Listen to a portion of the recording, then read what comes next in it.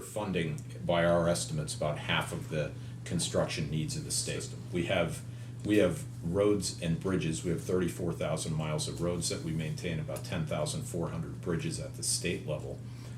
The replacement cost of those alone is about $125 billion. So we have $125 billion worth of assets to maintain, and the citizens should expect their DOT to pay attention to that, make sure that we're doing the preventative maintenance work so that we get the full life out of those assets. So that is a big part of what we do, is just to keep people connected to the existing infrastructure. That allocation is based on three factors. It's really based on the size of the system. So the lane miles of roadways in the district, the square footage of bridge deck in the district, and vehicle miles traveled, so the amount of travel that occurs. That's kind of a modifier that we use in a couple of our allocations. So it's both size and use of the system, and those are objective pieces of information. We calculate those every year. There's a little bit of a lag to it, but we have a process that has remained unchanged for a number of years. We have 208 major bridges. So out of the 10,385 bridges that we maintain at the state level, 208 of them are classified as major, and those are bridges that are more than 1,000 feet in length. Sure. Think Roachport. Right. Well, they eat up a lot of the funding, and that does displace other work. You know, we try to get the full useful life out of the projects themselves, but there is no doubt about it. You know, when you have to take a bite out of regional allocation that includes $250 million bridge, you know, you think about that. So on a 5-year basis, the entire region has $179 million in the plan right now, right? The replacement estimates for Roachport are well north of $200 million just for that bridge alone. Work as well, but I think what people don't realize is that there's a total of about 133,000 miles of road in the state of Missouri. So local and county responsibilities include about 97,000 miles of road, and MoDOT maintains about 25% of the road mileage in the state. That's the piece that I think people don't really realize, is that Missouri has 133,000 miles of road. Now, the responsibility of MoDOT is we handle the roads that handle probably 98% of the traffic volume. So we work on the busiest, most utilized, and then therefore, you know, probably the more expensive roadways, and then you're left with a lot of gravel roadways and things that service local communities. But I think people fail to remember how much burden of infrastructure is on localities. We certainly think of it in terms of our role here, and a lot of times we say, you know, we operate the 7th largest transportation system in the nation in terms of roads and bridges at the state level. But Missouri's roadways are far beyond that, almost 100,000 miles more. And on the bridge side, there's another 14,000 bridges in this state, so that we have a total of 24,000 bridges in this state, 10,000 of them, if you will, on the state side, and 14 on the local side. We do, by federal requirement and certainly by good practice, state resources go into inspecting all 24,000 bridges. We take that on. We have state responsibilities to the safety of the entire transportation network. That's a good, and very much I support that work. I don't look at that as, you know, this is ours, that's theirs. We're connected to this whole thing, and working cooperatively with communities. So what we have a responsibility to do is check the condition of all bridges in the state.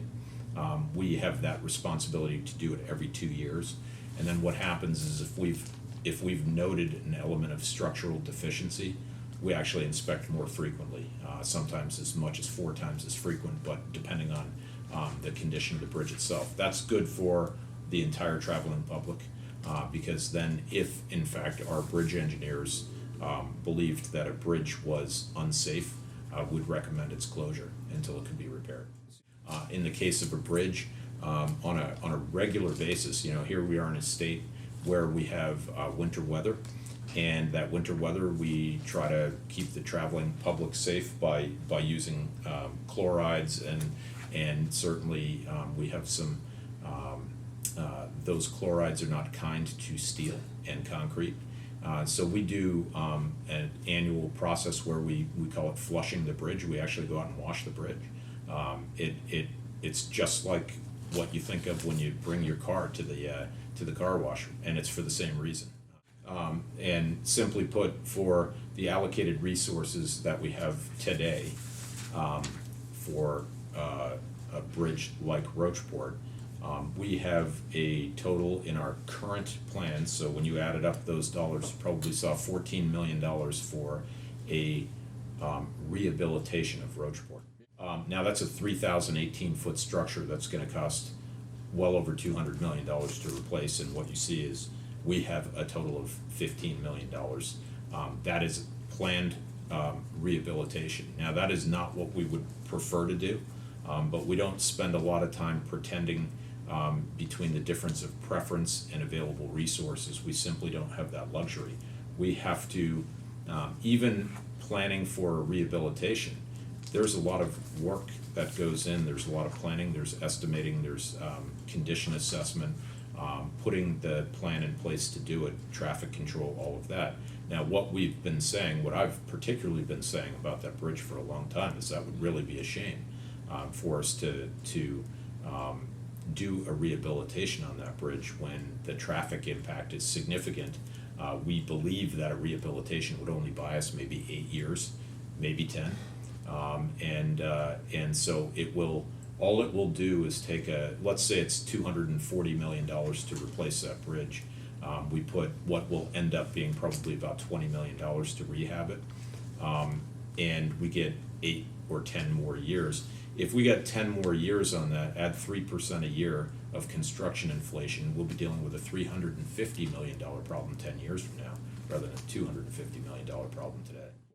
When you look at these things, the one thing that my bridge engineers tell me is you get about a half-life in the rehabilitating a bridge is not a bad thing. That's part of asset Sure. management, right? But it depends on what we're dealing with and what the impact to the traveling public is. We're at that point after a couple rehabs. Mm-hmm. You get to that declining basis. Is it really a good idea to throw $20 million to buy 8 years when the construction inflation will put another $100 million on the price of the reconstruction? And we will not have, this is like the last time we get a shot at rehabbing. We'll be out of that as an option. This is it. So usually you get 1 or 2 rehabs is actually financially sound. You get into that third on a major structure and it's a declining value. You might be throwing good money after bad, and you might just be pumping up the ultimate price of reconstruction. We are at present $220 or $230 million short of the money we need to replace that bridge. We've applied on a discretionary basis for $172 million, which gets us really we have to match that remaining portion, so we still have to build some support there. Whether it's realistic to think that the state will be able to secure about 20% of the national amount available for discretionary grant like this, we were very aggressive in our application, and certainly it's that important, I think, not only to the state of Missouri, but regionally and nationally.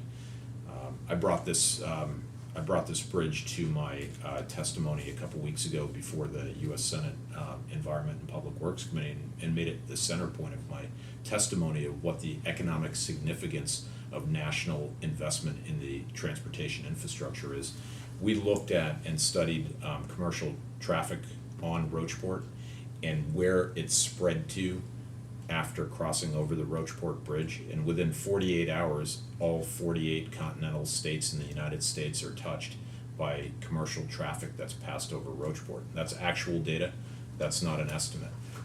So any type of very significant impact even if we got to a rehab and we had 7 to 9 months or longer of 1 lane in each direction on I-70, we could really truly affect commercial traffic all over the United States.